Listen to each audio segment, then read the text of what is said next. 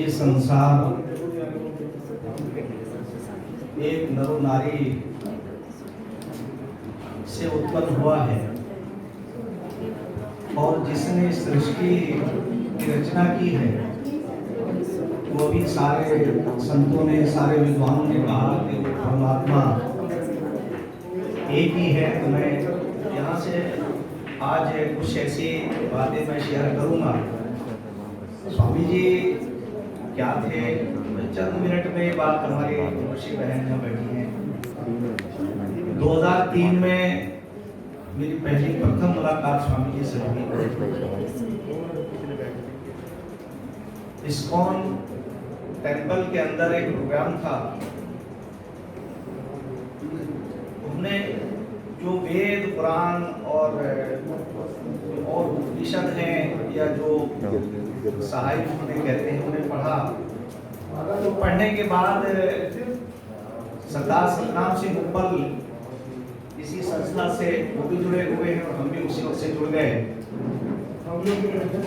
तो हमें तलाश थी कि इस संसार के अंदर जो चालाक लोगों ने, मक्कारों ने इस सृष्टि के को धर्म भरम कर दिया है। तो मैं बहुत ऐसी बात है, मेरी साध्वी बहन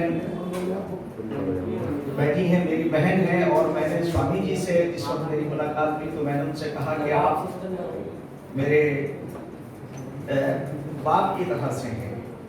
मैं बताऊंगा कि दुनिया का पहली बात मैंने कहा, संसार का पहला ग्रंथ वेद है और अंतिम ज्ञान कुरान है। दोनों का मूल एक है। एको ब्रह्म द्वितीय नास्ति, मेरा नास्ति, वादहुला शरीक, वन गॉड विदाउट सेकंड। अव्वल अल्लाह, नूर उपाय, कुदरत के सब बंदे, एक ही रूप से सब जग पूजे कौन भले। निसंदेह हमारे दो खून के रिश्ते हैं। तो जब मैंने ये बात वहां कही तो वहां एक व्यक्ति थे, उन्होंने थोड़ा सा जरा कुछ मतभेद हुआ तो मुझे तकलीफ हुई और मैंने अपनी एक स्लिप भेजी। तो स्वामी जी ने उसे पढ़ा, स्टेज पे विराजमान थे और उस वक्त उन्होंने मुझसे कहा बैठिए, वही अपने बराबर में बिठाया।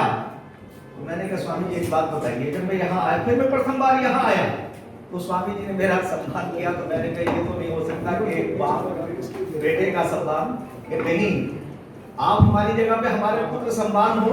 मगर साध्वी बहन यहाँ बैठी है, तो जब उन्होंने मुझे यहाँ बिल्कुल सारे लोग थे उनके सामने मुझे सम्मानित किया, मुझे वो हरी ग्रीन जो चादर की साईं बाबा की वो उड़ाई, तो मैं यकीन जानिए मुझे बिल्कुल, मैं कसम खा के ये बात कह सकता हूँ कि मुझे लग रहा था कि वो मेरे गैर नहीं है और जो हमारे दो खून के रिश्ते हैं वो इस तरह से उबाल मार रहे थे कि मानो उन चीजों को कोई मिटा नहीं सकता। तो फिर मैंने स्वामी जी से पूछा बैठ करके, मेरे स्वामी जी एक बात बताइए, बहुत सारे लोग आपके पास, नेता लोग भी आते हैं, मैं देखता हूँ आपके पैर छूते हैं, ये तो आपको अरे भाई, अरे काशी राम बस ये छोड़िए, ये क्या करते हैं। तो पहली बार मुझे कोई संत मिला जिसने कहा कि ये हमारा फायदा उठाकर और हमारा फायदा उठा करके ये राजा और महाराजा बन जाते हैं और हमारे ही जरिए से। तो मैंने स्वामी जी बताइए फिर क्या हमारी गर्दनों पर इसका बात नहीं होगा? क्या हम ईश्वर को, उस अल्लाह को बता सकेंगे कि हमने क्या किया? तो स्वामी जी एक ऐसी प्राणी थी, ऐसे व्यक्ति थे, उन्होंने कहा कि बिल्कुल मैं तुम्हारी बात से इत्तेफाक करता हूं, बल्कि मैं उनकी बातों से इत्तेफाक करता हूं। तो मैं आज ये बात कहना चाहता हूँ अपनी साधु बहन से और अपने मेरे जो विद्वान यहाँ मंचासीन बैठे हैं कि हम तो दुनिया में अगर बिगाड़ हो तो उसे सुधारने के लिए आए हैं और राजा की भी गर्दन पकड़ने के लिए आए हैं। जब राजा अपने मार्ग से अगर हटता है तो उसका हाथ पकड़ने के लिए आए हैं, मगर राजाओं ने हमारी गर्दन पकड़ ली। आज हो ही रहा है। तो मैं आज उससे एक ऐसे प्राणी जिसे ईश्वर ने विशेष तौर से भेजा, जैसे कहा कि भाई वो कहीं जाते नहीं हैं और वो जिंदा रहते हैं, यकीनी तौर से उनके काम, उनके कार्य वो जिंदा रहते हैं। तो मैं आज उन्हें अपनी श्रद्धांजलि देते हुए ये कहना चाहूंगा अपनी साध्वी बहन से कि आपने उन्होंने जो कार्य छोड़े हैं और देश के दुनिया के अंदर जो अशांति है, जो जुल्म है, जो शोषण है, उसे खत्म करने के लिए इसी प्रज्ञाधाम से आपको उस अलग को बुझने नहीं देना है, बल्कि उसे आगे बढ़ाना है। और अगर कहीं मतभेद होता है, कोई ये कहे कि भाई आप ये हैं मैं ये हूं, तो बैठ के बात कर लो, बैठ के बात कर लो। हम आपको ये कहेंगे, अगर आप हमें ये कहें कि भाई आप हमसे अच्छे हैं, हम आपके पीछे पीछे चलेंगे।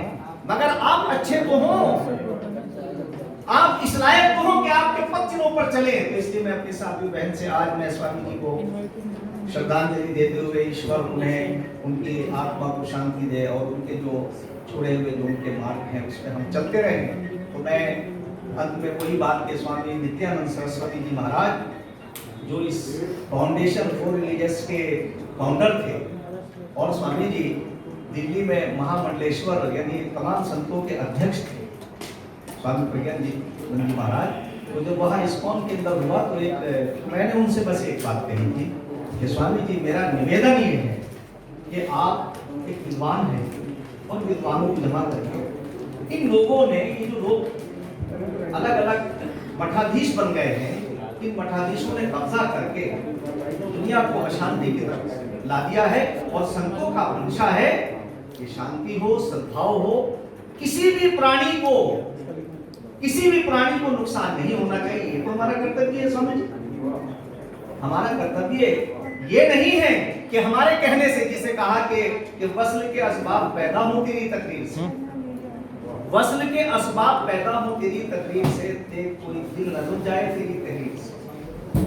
वस्ल के माने मिलने के हैं, भाई तुम्हारे वाणी से लोगों में मेल जोल बढ़े, तुम्हारे लिखने से लोग आहत न हो, बल्कि उन्हें मरहम लगे और आपस में भाईचारा मजबूत हो।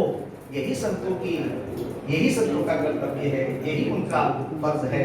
तो मैं बहरहाल मैं देखो अपने संतों से और खास तौर से अपने साधवी बहन से कि आप एक ऐसे मेरे उससे पूज्य, मेरे आदरणीय, मेरे आइडियल स्वामी जी के, जिनसे अगर मैं उनकी बात, बहुत सारी बातें हैं जो उनके बीच में हुई और उनके डेथ से 4 या 5 या 1 हफ्ता पहले मेरी बात हुई। तो कहते हाँ कोरोना के बाद मिलेंगे, बात कभी कभी करता रहता था मैं, तो उसके बाद में बात नहीं हो पाई।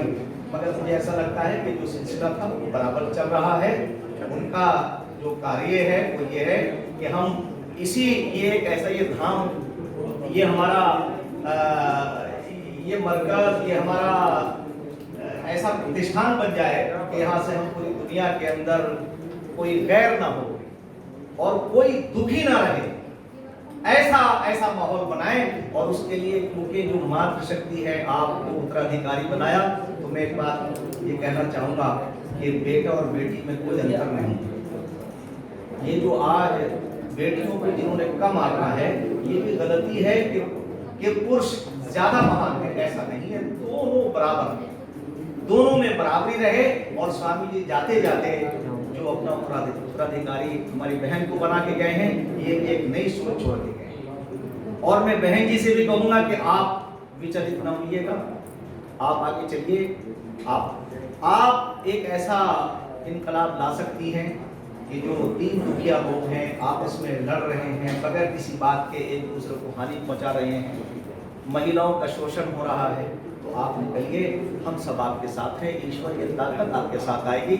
इसी के साथ में स्वामी जी